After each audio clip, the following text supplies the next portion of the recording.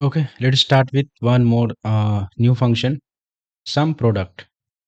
Sum product में क्या करते हैं? Let me give an example. I have taken a data set जिसमें मेरे पास एक कीबोर्ड है जो कि किसी दिन को 23rd क्वांटिटी खरीदी गई थी एट 200 रुपीज़ पर प्राइस. तो टोटल अमाउंट कितना स्पेंड हुआ? Let me add one more column to this, AMOUNT amount, SPENT spent. ठीक है, तो टोटल अमाउंट कितना स्पेंड हुआ equal to this multiplied by this. Total amount keyboard में इतना स्पेंड हुआ. And if I drag this down, तो ये सारे अमाउंट स्पेंट हुए and total amount spent is, तो ये सारा सम हो जाएगा, sum of this all items. So total amount कितना स्पेंट हुआ मेरा, that is my answer. Okay, hold. So that is my answer. तो इसके लिए हमने क्या किया, कीबोर्ड के लिए this into this, then again किसी दिन को कीबोर्ड खरीदा गया था, देन अगेन किसी दिन को कीबोर्ड खरीदा गया था, अगेन किसी दिन को keyboard. Similarly mouse 1, mouse 2, mouse 3. But मुझे क्या मिला है, टोटल अमाउंट स्पेंट मिला है. व्हाट आई वांट इज कि लेट अस से कि ये सारा एक बार में कैलकुलेट हो जाए. तो first thing what I shall do is I can simply type equal to sum product, then it will ask one simple parameter, it is array 1 comma array 2 array 3. तो array 1 हमारा क्या हो जाएगा, क्वांटिटी. मुझे quantity को multiply करना है किससे, प्राइस से. तो मैंने क्वांटिटी सेलेक्ट कर लिया, B2 to B16. I give comma, then I will select the price. Done. B2 to B16 quantity, C2 to C16 price, and I will press enter. It will give me the same answer.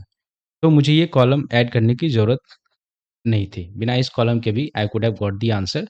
And formula is very simple. If I give it a name range, select this number data, then I will go to formulas, create from selection, top row. मैंने name create कर दिया. I will do it again, equal to sum product. ठीक है, quantity comma price.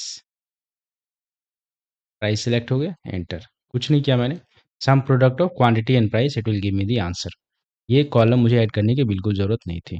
ये तो first application है. Second application क्या है, लेटेस्ट से मुझे सारे आइटम्स का अमाउंट स्पेंड अलग अलग चाहिए. जैसे कीबोर्ड यहाँ पे भी है, यहाँ पे भी है, यहाँ पे भी है. तो कीबोर्ड के में कितना आइटम स्पेंड हुआ ये मुझे ऐड करके देना है.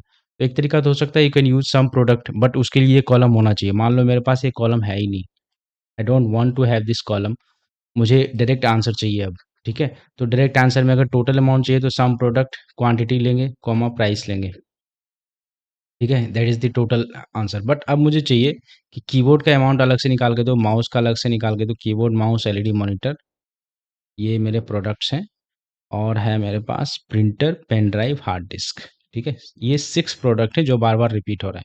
मुझे कीबोर्ड का अमाउंट अलग से चाहिए, माउस का अलग से चाहिए, एलईडी मॉनिटर का अलग से चाहिए. और जब मैं इन सब अमाउंट को सम करूंगा, ये अमाउंट मुझे आ जाना चाहिए. कैसे होगा, let us see with the help of sum product.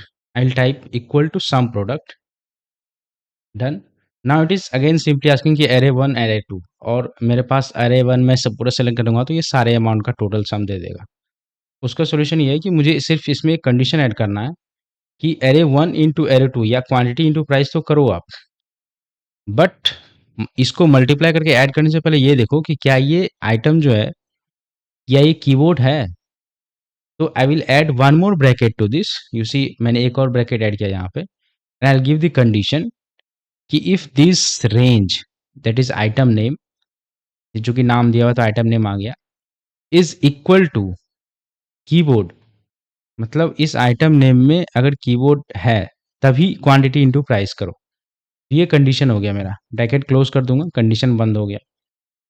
ठीक है, and then I will give multiply. अगर item name is H3, that is keyboard, then multiply, किसको मल्टीप्लाई करना है, quantity comma price, and enter. मैंने लास्ट में bracket नहीं दिया, that is why I can click okay. Bracket will be taken and this is my answer. And since I given the name ranges, तो मैं इसको drag भी कर सकता हूँ. If I drag this, then this is the amount spent on mouse, LED monitor. If I type alt equal to, मुझे ये सारे आइटम्स का सम चाहिए.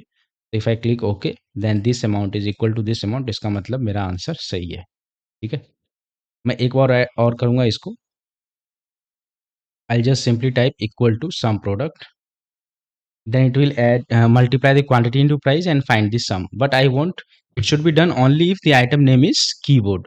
तो मैं एक कंडीशन ऐड करूंगा, उसके लिए ब्रैकेट ऐड करूंगा। Condition is item name is equal to keyboard bracket close, then multiply इसको किसको, क्वांटिटी को, कॉमा प्राइस को, then I will drag it down and then I will find the sum alt equal to this amount is equal to this amount, so my answer is correct। that is the use of sum product। item wise also हम multiply करके we can find the sum। okay, second application is let us say here I have taken the name, quantity, rate is also given, this is the similar example as the previous one, और मुझे sum चाहिए, तो either I can find the multiply of this and this, ठीक है, and after that I found the sum of all, alt equal to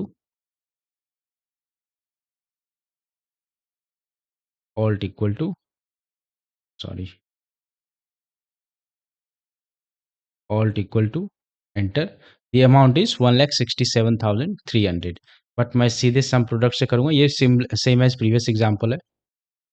some product array 1 is quantity comma array 2 is rate, it is giving me the answer and answers are same। इसका दूसरा application हो सकता है, let us से कि मैंने किसी stock में अमाउंट इन्वेस्ट किया, ये मेरा स्टॉक है, stock 1 and then we have stock 2 3 and so on, 4 stock हैं या म्यूचुअल फंड्स के यूनिट है। तो मैंने 50,000 रुपया इन्वेस्ट किया और एक स्टॉक का प्राइस 100 था, तो आप बताओ कि नंबर ऑफ शेयर कितने हो जाएंगे। नंबर ऑफ शेयर हो जाएंगे 50,000 इन्वेस्ट किया 100 रुपया का एक स्टॉक था, तो मेरे नंबर ऑफ स्टॉक हो जाएंगे 50,000 divided by 100। Similarly 10,000 stock 10,000 invest किया स्टॉक 2 में, प्राइस था 80 रुपीज़, तो 10,000 by 80 that becomes my number of share.